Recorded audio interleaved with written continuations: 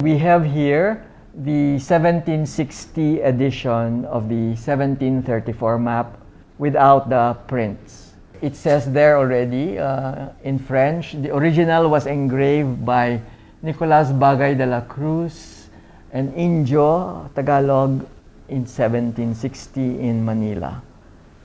So we should be proud of this map because it is engraved by a Filipino. Other maps soon followed. Each new discovery required new maps as the known areas of Spanish territory in the Philippines expanded. As Filipinos, we can only get pride of place by appreciating our country, and I think one way of appreciating it is precisely to be able to witness the emergence of the Philippines on the map. For a long time, however, there was no comprehensive bibliography of Philippine maps. Not until Carlos Quirino. Quirino was already well known as a biographer, having written the biographies of Manuel L. Quezon and Ramon Magsaysay. Not to mention the famous Rizal biography, The Great Malayan. His best work, however, was yet to come. Like all masterpieces, it was a labor of love. Carlos Quirino loved maps. In his boyhood, he began collecting maps of the Philippines, which no one else was interested in doing at the time.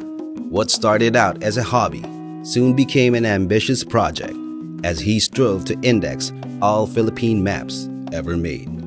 And he decided to write a book because nobody else had written a book about old Filipino maps, you know, from the 16th, 17th, 18th centuries. The first edition of Philippine Cartography came out in 1959. It basically contains a history of map making on the Philippines, and also a catalog, a listing year by year of the maps that Carlos Quirino knew about. No one had ever done it before, and when it came out, it really was a first, and it actually literally put the Philippines on the map. After the Philippine Cartography book came out, he was actually invited by the Royal Geographic Society of England.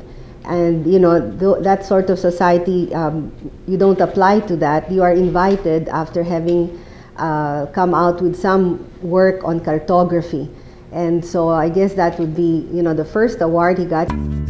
Quirino was also director of the National Library and founding curator of the Ayala Museum and Iconographic Archives. After Philippine Cartography, he would go on to write Lives of the Philippine Presidents, The Young Aguinaldo, and Filipinos at War. Philippine Cartography, however, is considered his masterpiece.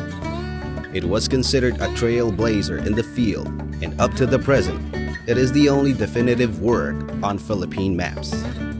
More than just a compilation of maps, however, the book traces the emergence and development of a nation.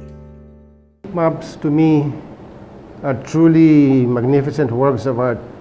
If you were to look at them, you can appreciate the work that these cartographers did.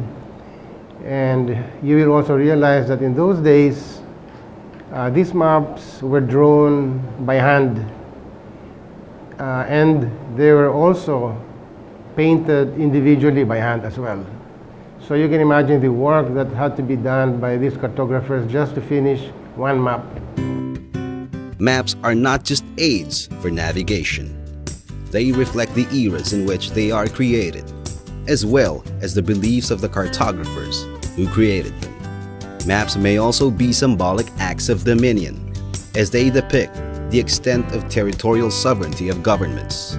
Maps can be many things. Above all, however, they are human representations of the world, and their accuracies and inaccuracies are due to the people who created them. One thing is certain, however, they are both images of beauty and vessels of power, as much to be admired for the craftsmanship that created them as for the dominions they represent. And after this, we may never look at maps in quite the same way again.